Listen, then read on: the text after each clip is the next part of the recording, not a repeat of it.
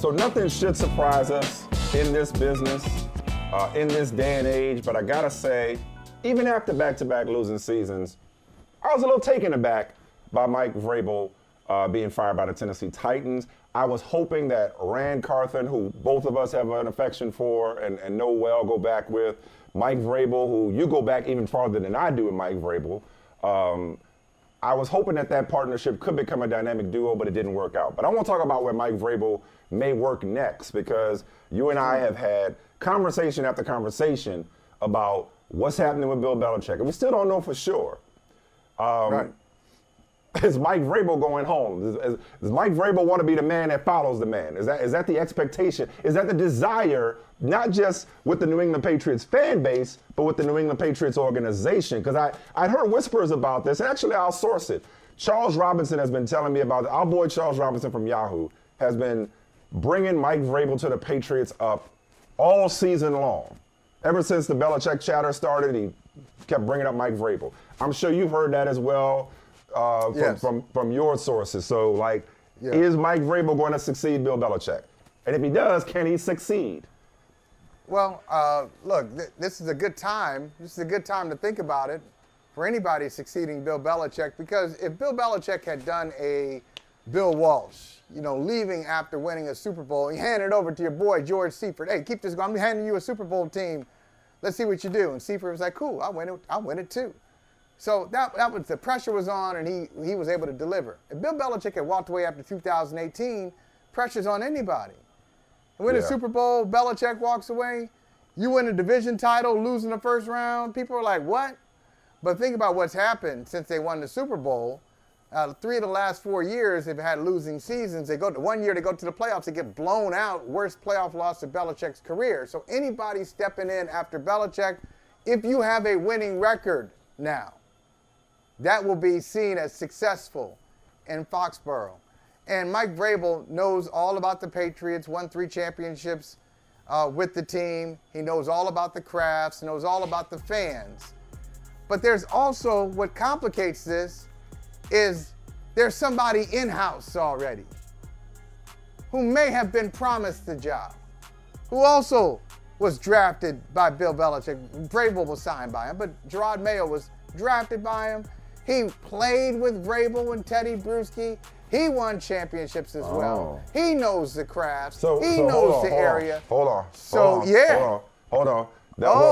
That may have was not a guess. Tell me more about this promise. There's who may have been promised. The inflection in your voice suggests there was more than a may. Yeah. Let me tell you something. Tell me more. And I know it's Dave. Please tell me more. Inside joke. We can never tell y'all that secret, but we know. Anyway, David Tepper. We may go in on David Tepper and how he's a terrible owner and he doesn't understand what he's doing. However, only 32 jobs. And last year, Gerard Mayo turned down an opportunity to interview with the Carolina Panthers for a head coaching job. He turned it down. Stays with the Patriots. The Patriots insisted that he stay, sign an extension with them, and Robert Kraft has said many times, I think he's even used the phrase heir apparent. Talking about Gerard Mayo, loves Mayo. Robert Kraft loves him. Jonathan Kraft, team president, loves him. And so everybody walked around this year, moved as if Gerard was the next guy, to the point. Well, we talked about that the other day. Yeah, some of the assistants on the staff, right. Yeah, some of the assistants on the staff like, oh, okay, that's the guy? He's the man? So some people are offended by that. Other people are like, well, let me get my political game going. Let me cozy up to him so I can line up my next job. So everybody thought it's going to be Belichick out, Gerard Mayo in. Mayo probably sitting there yesterday in the barber shop getting his hair cut. Then a news flash, oh, shit, what? Like, what? Mike Vrabel, because Mike Vrabel is him.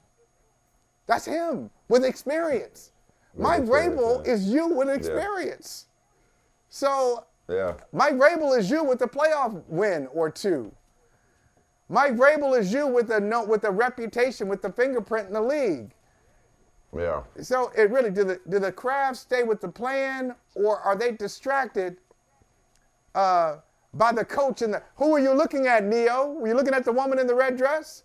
Is Gerard Mayo? Are they looking at him? No. So that's really it's complicated now. This is a complicated story. Well, because the fascinating thing about Vrabel has always been, like, he is not necessarily seen. So whenever there's the conversation about the failure of Bill Belichick disciples, Mike Vrabel is either the exception or not even included, just because he didn't coach under Bill Belichick. He played for Bill Belichick, but, I mean, his coaching experience is Romeo Crennel, Bill O'Brien. Am I correct? Right? Like, it's not. That's right. He's not one of the other guys who's, whenever we put up the graphic and it's Bill Belichick assistant coaches and they all got losing records, you know what I mean? And even Bill O'Brien, for that matter, came from, Penn State before he was the offensive coordinator.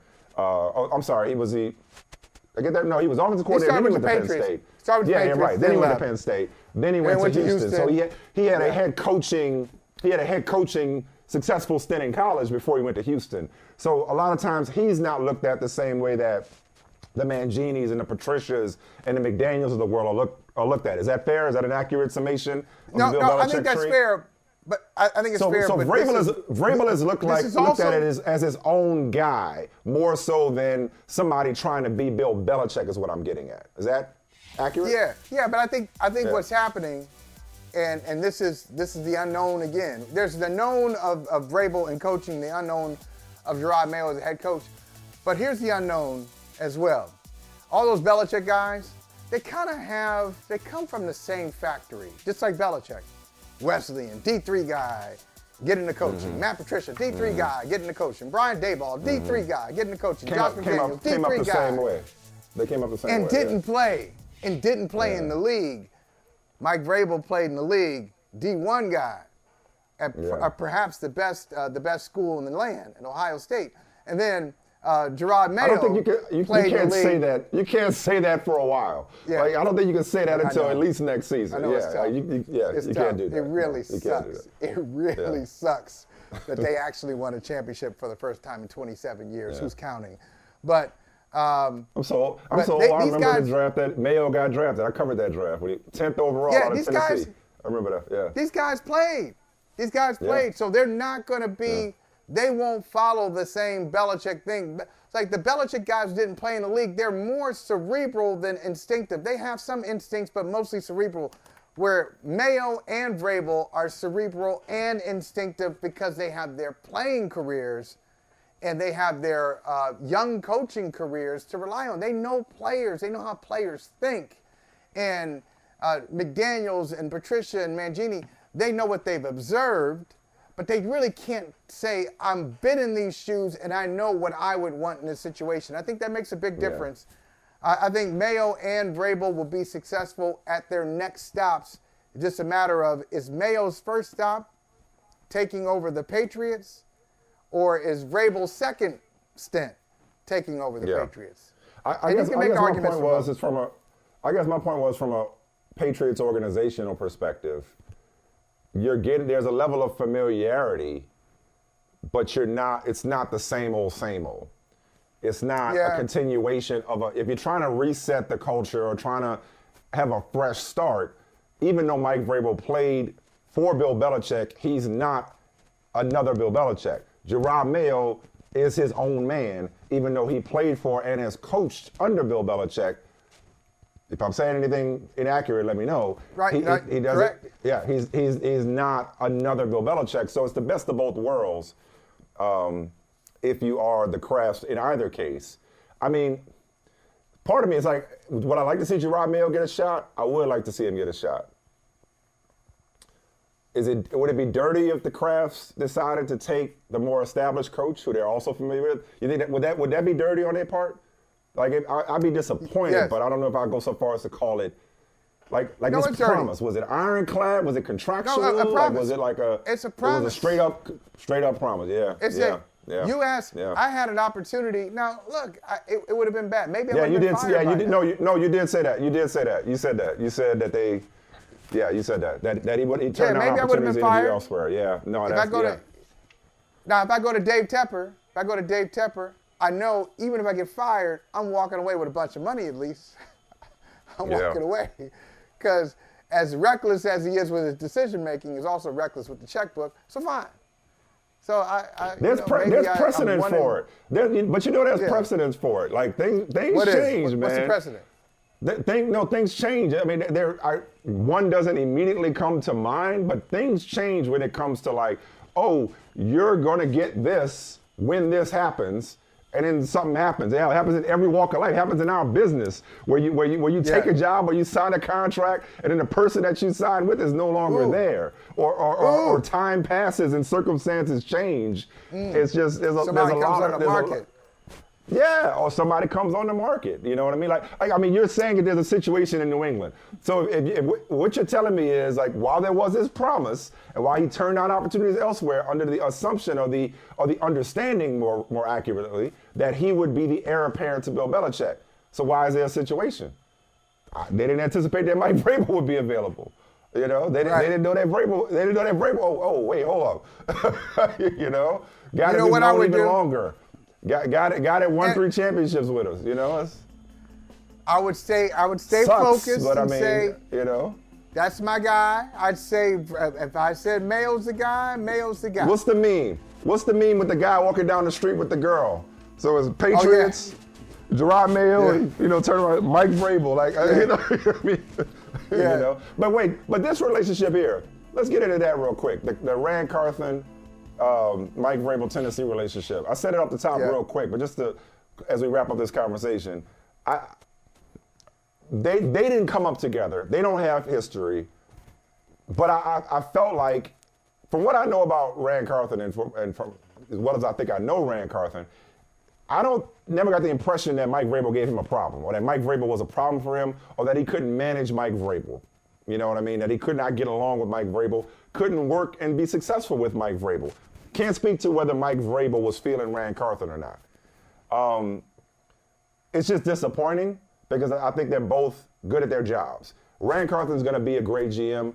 Mike Vrabel's a highly regarded head coach. I don't think you got to be best friends to work well together. I felt like they could have. Nope. I felt like they could have worked. They could have or should have, and I wish they would have found a way to make it work. We'll see who the Titans end up with, but as a good coach, good GM, what's the problem? Only Miss Amy knows. Yeah, you know that. As you're a creator, man. You're a creative guy. You are a content creator, producer, and you just know you can't just put 2 talented people together and say, okay, go. Lights, camera, action, go.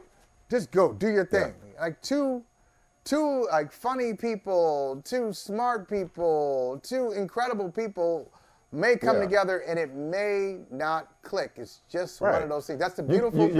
You can't put Cat Williams and Steve Harvey on the same show. That's just not gonna work. You know what I mean? Or you can't put Cat Williams and Kevin Hart in the same hallway because according to Cat, 25 years. 25 years, he's just a voice. Boy. Hey, thank you for watching Brother from Another. If you haven't hit that subscribe button, go ahead and do that now. Don't forget, you can catch us 3 to 4 weekdays on PeacockTV.com and on Sirius XM Channel 85.